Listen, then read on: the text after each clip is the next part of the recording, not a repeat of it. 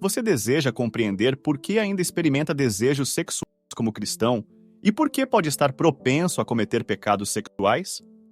No vídeo de hoje, responderemos a essas questões e discutiremos por que o seu corpo anseia por sexo, assim como acontece com muitos cristãos. É crucial entender que o sexo é uma atividade intrinsecamente ligada à biologia humana e, de acordo com os princípios bíblicos, deve ser uma linda expressão criada por Deus. Sua beleza e significado pleno se revelam apenas quando praticado dentro do matrimônio, de acordo com a vontade divina. Certamente, o sexo é aprovado por Deus quando é vivido de acordo com seus desígnios. Muitos de nós já temos conhecimento sobre o sexo e suas dinâmicas, principalmente em nossa sociedade contemporânea. Portanto, não se esqueça de apoiar nosso conteúdo curtindo, compartilhando e se inscrevendo em nosso canal do YouTube. Além disso, ative as notificações para ser informado sempre que publicarmos novos vídeos como este. É notório que, em tempos passados, o sexo era considerado um ato sagrado, com a maioria das pessoas priorizando a pureza, tanto em ações quanto em palavras. No entanto, ao longo do tempo, as perspectivas sobre o sexo evoluíram e muitas pessoas agora se envolvem em relações sexuais antes do casamento, com múltiplos parceiros, e também exploram a homossexualidade e o lesbianismo. É essencial abordar essas questões à luz da fé cristã e compreender como permanecer fiel aos princípios divinos em um mundo em constante mudança. O sexo tornou-se uma prática tão difundida em nossa sociedade moderna que a maioria não a vê mais como uma afronta a Deus.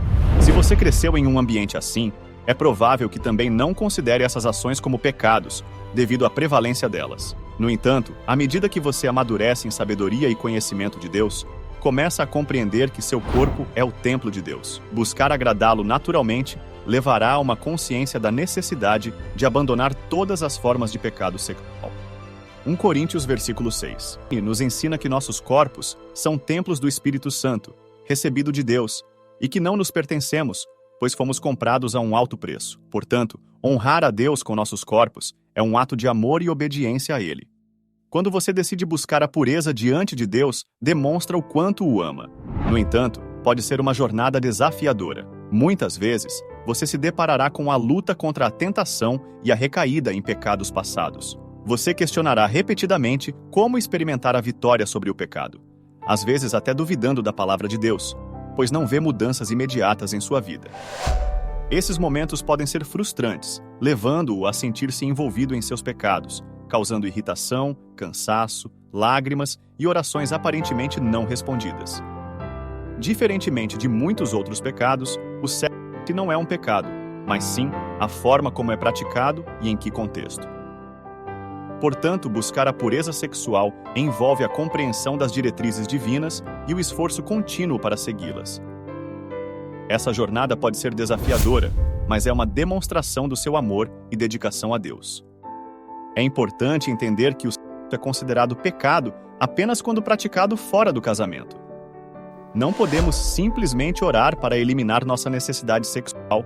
Isso não funciona dessa maneira.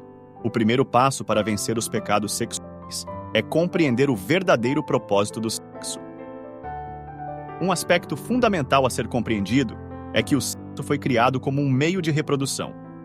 Como vemos em Gênesis 1, versículo 28, Deus abençoou o homem e disse: "Sejam frutíferos e multipliquem-se, encham a terra e a sujeitem, dominem sobre os peixes do mar, sobre as aves do céu e sobre todos os animais que se movem pela terra." Deus estabeleceu o sexo como um meio pelo qual a vida é gerada, cumprindo assim sua ordem de multiplicação. No entanto, é importante notar que o sexo não foi criado exclusivamente para a procriação. Deus também destinou o sexo a ser uma fonte de prazer e intimidade para casais casados. Portanto, a ideia de que o sexo é apenas para a reprodução é limitada. Deus valoriza a conexão emocional e espiritual entre marido e mulher, e o sexo é uma expressão desse amor e intimidade no contexto do casamento. É fundamental compreender que Deus criou o sexo como um meio de intimidade para casais casados. O livro de Provérbios, no capítulo 5, versículos 18 a 19, afirma: "Seja bendito o teu manancial, e alegra-te com a mulher da tua mocidade, como serva amorosa e gazela graciosa. Seu amor seja atração perpetuamente." observe que a Bíblia enfatiza que essa intimidade deve ser compartilhada com a esposa, não com a namorada, noiva ou qualquer outro parceiro. Além disso, o sexo une um homem e uma mulher como uma só carne, como explicado em Gênesis, onde diz que um homem deixa seus pais e se une à sua esposa, tornando-se um só. Essa união é uma bênção para aqueles que são casados, mas pode ser uma maldição para aqueles que não o são. Espiritualmente, você se une a todos com quem se envolve sexualmente, o que explica por que é natural sentir desejo sexual quando se gosta de alguém. Fomos criados com essa capacidade de desejar sexo e desfrutá-lo, assim como temos a sede para buscar água. O fato de entregar sua vida a Cristo não elimina seus desejos sexuais, mas, como cristão dedicado a agradar a Deus, você pode controlá-los por meio do Espírito Santo. Ele auxilia na busca pelo equilíbrio e na manutenção da pureza sexual. Hoje, você talvez sinta o desejo de não agir conforme esses impulsos sexuais.